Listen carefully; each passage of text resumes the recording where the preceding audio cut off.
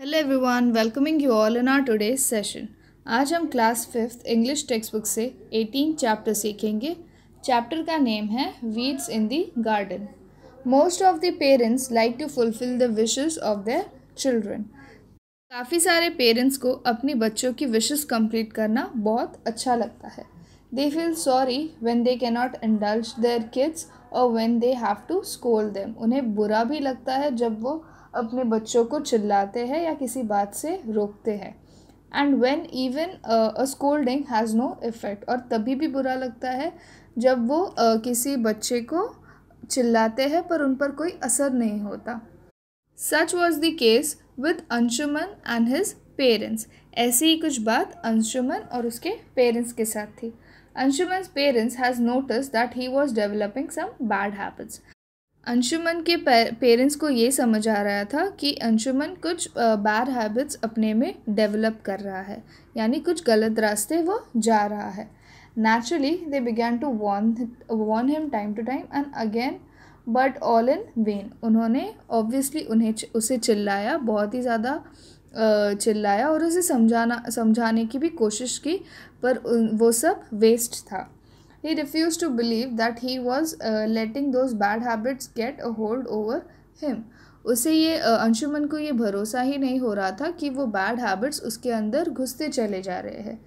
Gentle words, strict warnings, a scolding, now and then his parents tried everything short of beating him up. मतलब अच्छे से समझाना, प्यार से समझाना, चिल्लाकर कहना या फिर मारना, ये सारी चीज़ें भी उस पर काम नहीं कर रहे थे। And that they would never do. However unhappy they themselves were, they wanted to be loving and gentle as they tried to correct their sons ways. वो बहुत ही ज़्यादा उदास थे, अनहैप्पी थे, पर उन्हें अपने बच्चे को सुधारना भी था एक अच्छे तरीके से। Soon an opportunity presented itself. Anshuman had gone to stay on his grandfather's farm with his parents. मतलब अचानक से फिर वो अपॉर्चुनिटी आई भी कि वो अपने बच्चे को अच्छे से समझा सके। अंशुमन अपने पेरेंट्स के साथ अपने ग्रैंडफादर यानी दादाजी के यहाँ पर रहने चला गया था।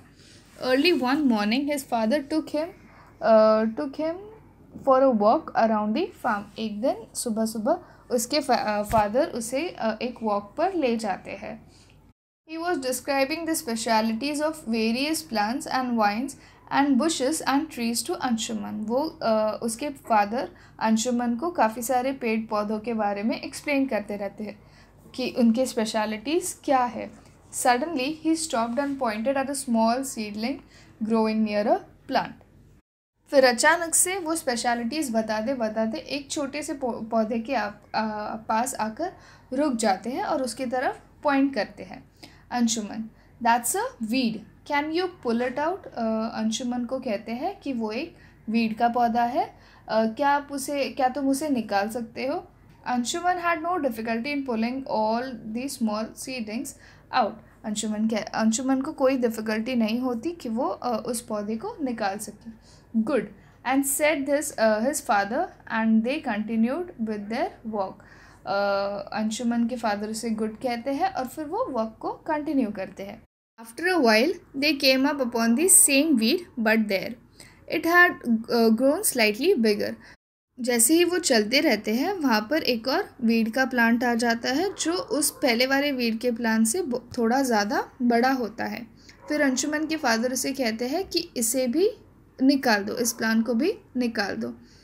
He told him to uproot the weed carefully, making sure that no trace of root was left in the soil. Anshuman के फादर कहते हैं कि प्लांट को ऐसे निकाल दो कि कोई भी रूट उस सॉइल में ना बचे, otherwise the weed can grow again, he warned. फिर वो कहते हैं कि ऐसे निकालो कि उसमें से कोई भी रूट ना बचे, या फिर अगर ऐसा ना किया जाए तो वो वीड का प्लांट वापस ग्रो हो सकता है। Anshuman uprooted the plant carefully, twisting it and pulling it hard so that the whole of it came out. फिर अंशुमन ने बहुत ही ज़्यादा मेहनत की, बहुत केयरफुली उसने वो प्लांट को ट्विस्ट किया और फिर अच्छे से निकाल दिया ताकि कोई रूट उसमें बचे ना। Then his father drew his attention to some weeds grown at some distance. फिर बाद में उसके फादर उसका अटेंशन दूसरी तरफ घुमा देते हैं जहाँ पर और भी ज़्यादा वीड के प्लांट होते हैं और वो थोड़े ज़्यादा ग्रो हुए रहते हैं. There it had grown into a big plant with tiny flowers and dark fruit. उन वीड के प्लांट पर छोटे छोटे फ्लावर्स होते हैं और डार्क फ्रूट्स होते हैं. That could be quite dangerous. We must not leave it growing there. Take it out, said अंशुमन्स father. Anshuman के पिता उससे कहते हैं कि हमें इन प्लांट्स या इन ट्री को ऐसे नहीं छोड़ना चाहिए क्योंकि ये बहुत ज़्यादा डेंजरस हो सकते हैं, इसीलिए हमें उन्हें निकालने की ज़रूरत है. Anshuman held the plant in his hand and gave it a tug. The weed didn't move at all. He pulled harder and harder, but no avail. Anshuman फिर वहाँ उस प्लांट के पास चला जाता है और वो बहुत ही ज़्यादा कोशिश करता है उसे बाहर निकालने की, पर वो नाकाम होता है. I can't get this out, exclaimed Anshuman. Anshuman कहता है कि मैं इसे निकाल नहीं पा रहा हूँ. It has gone too deep into the soil. वो कहता है कि ये सॉइल के अंदर बहुत ही ज़्यादा घुस गया है. So then his father brought some implements. They dug around the weed and with great efforts pulled it out. फिर उसके फादर कुछ इम्प्लीमेंट्स ले आते हैं, फिर वो वीड के प्लांट के अराउंड डिग करते हैं और बहुत ज़्यादा मेहनत के बाद उस वीड के प्लांट को निकालने में सक्सेसफुल होते हैं. When they were returning home after the hard work, Anshuman's father mentioned, habits are like weeds. The longer you allow them to grow, the harder it is to uproot them. It is wise to get rid of them when it is easy to do so. फिर जब अंशुमन और उसके father घर return आते हैं तभी वो अंशुमन से कहता है कि हैबिट्स भी वीड के प्लांट के जैसे ही होती है. अगर हम उसे काफ़ी टाइम के लिए ग्रो होने दें तो वो बहुत डीप चली जाती है और उन्हें बाहर निकालना बहुत ही ज़्यादा मुश्किल हो जाता है. Anshuman realized the truth in his father's words. Throughout his life, he never forgot that early morning walk on the farm with his father. Anshuman को अपनी गलती का एहसास होता है और उसे समझ आता है कि उसके फादर क्या कहना चाहते हैं. फिर अपनी लाइफ में उसने कभी ये मॉर्निंग वॉक फार्म की तरफ का कभी नहीं भूला.